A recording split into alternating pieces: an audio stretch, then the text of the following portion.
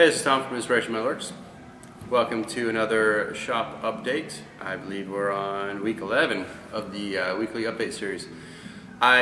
Real short video this week. Frankly, if you guys were following last week or on Facebook, Twitter, whatever, everybody knows I've been traveling. I've basically been gone the last 2 weeks, so I've been in and out and haven't had a chance to do a whole lot in the shop. It's driving me nuts. I'm so close to getting this lathe done, and yet I had to stop. So anyways, the other thing was this weekend I had a job come in that's kind of a rush job and a paying job as opposed to me just working on my own stuff. So I wanted to make sure I got that done. So in this week's video we'll look a little bit at a bracket I'm making for a skimmer for a pool, and that's probably all we're going to get in the video this week. I do have some other footage that I shot this week, but I don't know that I'm going to get any of that in there. Anyways, sit back, enjoy the ride, and thanks for watching.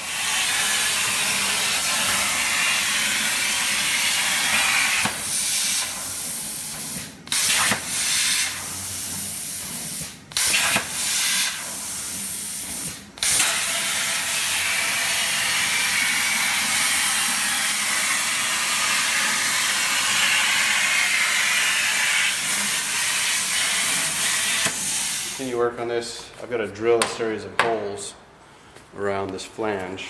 I didn't feel like drawing it all out because I wasn't certain I could actually get all of the specs right. So what I did is I actually took the bracket, squared it up, and I went ahead and I used center punches here, and I went ahead and got things started.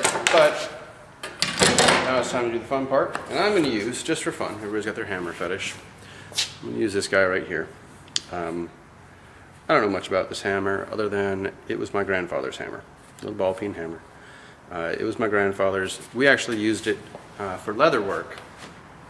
I inherited this hammer and I use it for, it's a nice light hammer. It's got good, I do need to tighten that up, but it's got a good feel to it. So this is what I use when I am going back. There we go. You find it. And we'll just go ahead and get all these ready for drilling. And obviously, when you guys are using a center punch,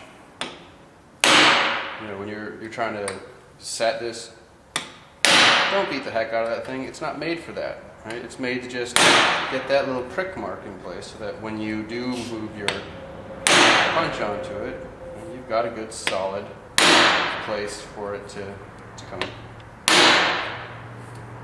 Let's get a little heavier on that one. And you got a good solid place for it to rest in. It doesn't have to be, you don't have to be ridiculous about it. And these things, they're not meant to be wailed on. They're just meant to do that initial prick. So that's the other thing. One strike. Don't tap at it, right? Come up, one strike, take it off, make sure that it didn't bounce out of the hole. You could be putting marks all over the place. And then this is where I actually switched over. Alright, so we're all ready to do some drilling. These are going to be it's a 1/4 inch hole. I'm going to do a clearance on it, so I'll go 64th over. So it's a 1/4 20 screws that go in place. You may notice too, I don't know if you guys noticed or not, this, when you're looking at it, there's actually some bolts that'll go behind. So it's clearanced on the mount. I don't know if you guys can see that or not, but I did do that. That's ready to go. Once I get this one done, I will actually use this template to, actually it doesn't have it on the back. Never mind, don't need to do that. The original design did call for both sides, but anyways, that's it. We're gonna go over to the mill and do some drilling. And we'll go ahead and get all this drilling done here. So you can't see it off camera, but I'm plugging in the mill. And yes, I am going to wear gloves during this operation. And I've got my glasses on, for those of you who are wondering. You know, this is actually 20 gauge stainless. I frankly don't feel like trying to, you know, catch it and hurt myself, but we got plenty of clearance. We should be in good shape here. Let's see. Right now we're high 1, which is 450 RPMs. Should be fine. Yes, it helps if I make sure that the power is coming to the mill. All right.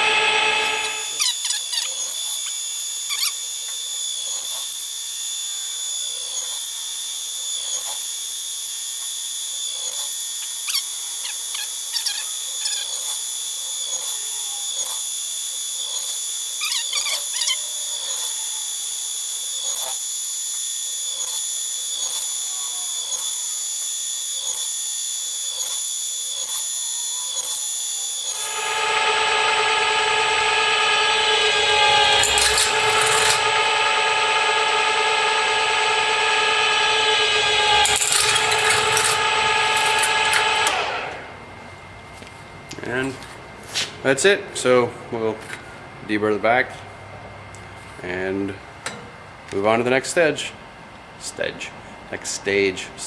There we go. All right, quick deburr in the middle there. As you can see, it all lines up nicely. So excellent. Moving on.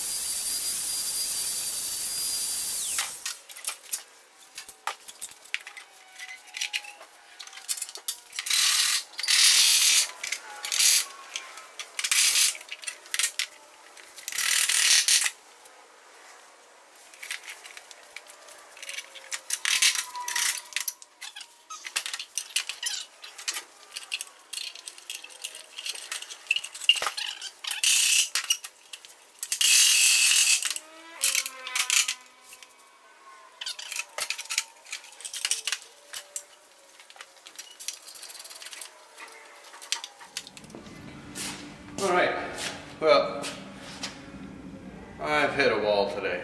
I'm just wiped out.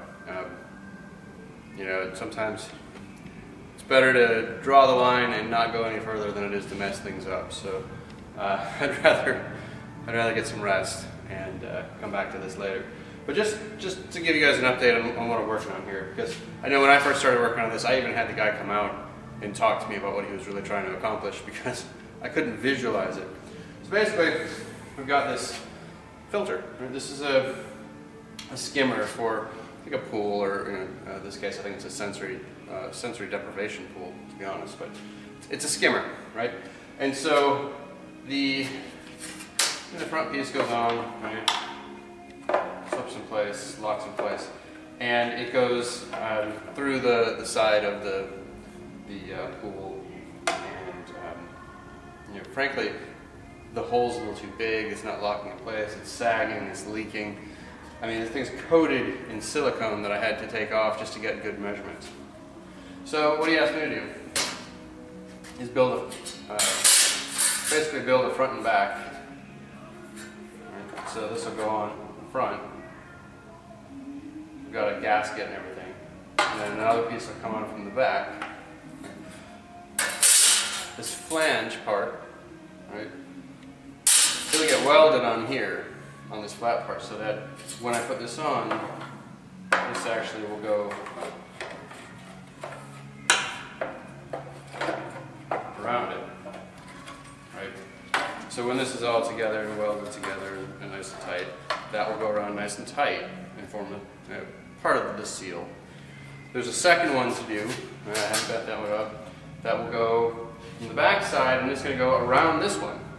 So again, each time we're putting one together, that layer gets a little bit, another seal in there. We've got the silicone gasket that goes in here as well. So that's where we're at right now. We've got to get this together, we've got to get that lined up, get it all welded up, and we'll bring you back later. Okay, well thank you very much for watching the video this week. We didn't quite get as much done as I had hoped for, but in all honesty, I'm okay with that. I'd rather do it right than do it over. It's been a hectic couple of weeks, and the baby was up all night long. I haven't slept since, well, the other night when I collapsed, and I got about 12 hours sleep straight through. So I think my body is trying to tell me something, that it's time to slow it down a little bit and pay more attention to taking care of myself a little bit. So I do apologize, I know it's a short video, but thank you as always for watching. If you saw anything you want to comment on, please do. Constructive comments, please. I'm always open to learning how to do something better. So there's a wealth of information out there, and if you're willing to share it, I'm willing to take it under consideration. So thank you very much. Thanks to all my new subscribers, and please, if you liked what you saw today or any of my other videos, please click the subscribe button. Thank you.